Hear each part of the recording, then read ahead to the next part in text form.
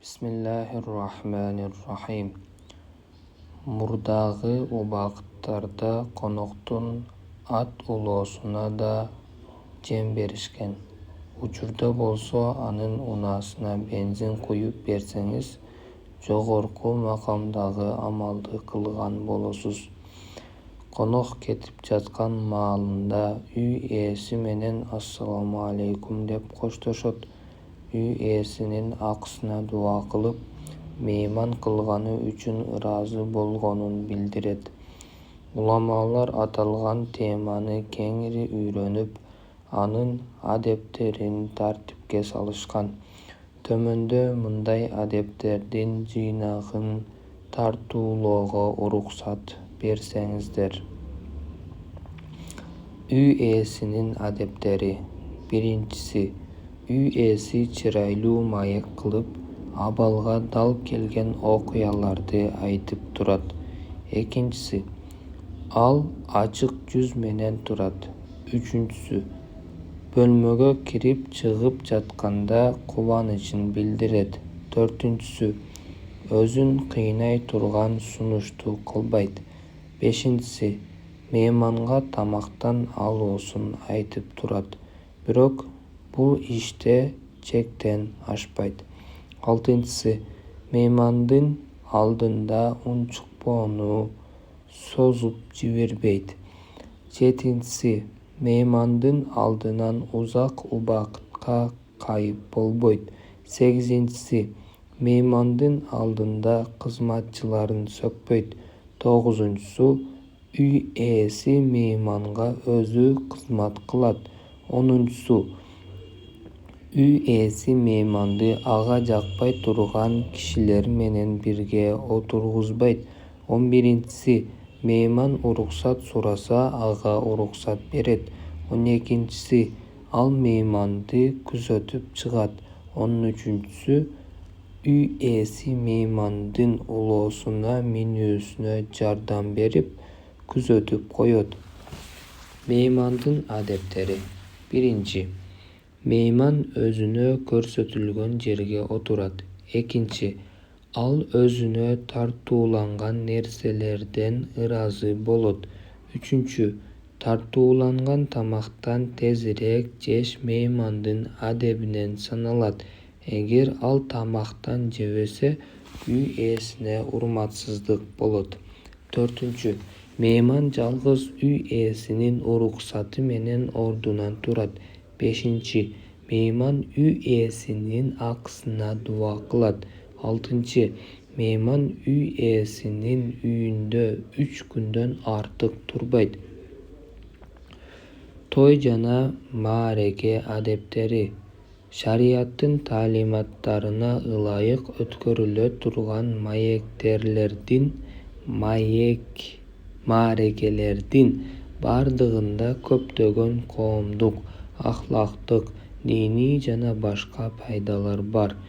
Бул маарекелер аркылуу бейбечаралардын, дос-үлпөттөрдүн тааныш-билиш, көчө-көй жана башкалардан кабар алынат, муктаждарга жардам берилет, коомдук мамилелер бекемделет жана башка бир канча пайдалар алынат. Тамак инсан жашоосунун улантылуусу үчүн зарыл, кажет болуусу менен бирге анын башкаларга тартуулоо, сый көрсөтүүнүн белгиси да болуп саналат. Исламда өзгөлөргө тамак таркатуу сооптуу иш, кээ бир ката жана күнөөлөрдүн өтөлгөсү болуп саналат.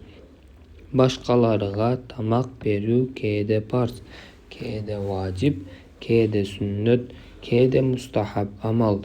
Ан Абдилла ибн Амр радийаллаху анхума анин набий саллаллаху алейхи ва саллама кала: "У'будур рахман ва ат'имут та'ам ва афшус салам тадхулул джанната биссалам". Раваху Тирмизию ва саххахаху.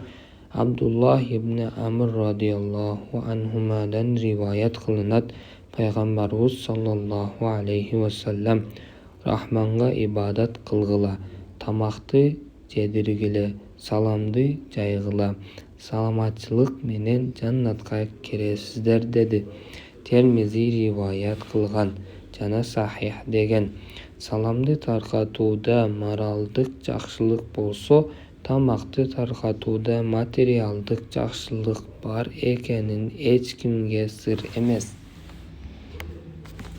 Исламда тамак таратуу жөнүндө сөз кеткенде, эң оболу кембагал, кедей, бейчара жана муктаждарга жардам берүү, алардын курсагын тойдуруу көздө тутулуусун бардыгыбыз жакшы билебиз.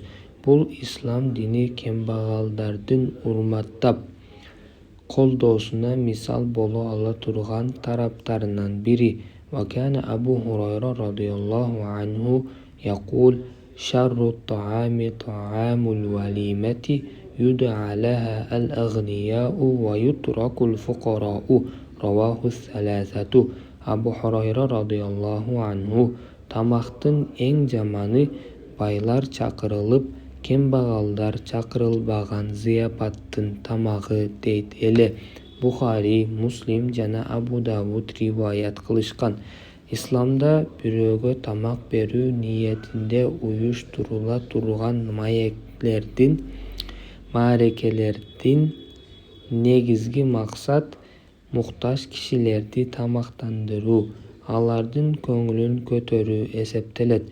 Маареке уюштурган адамдын муктаж кембагалга карабай, байлардын эшигине барып, биздин маарекеге барсаңыз кубанат элем деп сурануу өтө орунсуз иш. Ошондуктан да мындай маарекенин тамагы эң жаман тамак деп сыпатталууда. Демек, маареке кылуучу кимди чакырууну да билүүсү керек. Зыяпат дасторконуна кембагал, бейчараларды көбүрөөк чакыртса, алар зыяпаттан курсагы тоюп, кайгысы кетип, көңүлү көтөрүлүп кетсе, эхсан өз ордуна түшкөн болот. Ошондой эле байлардын маарекесине катышып, кембагалдын маарекесине барбоо да чоң адепсиздик. Бул иш текебер жана кожокөрсүн кыла тургандардын иши.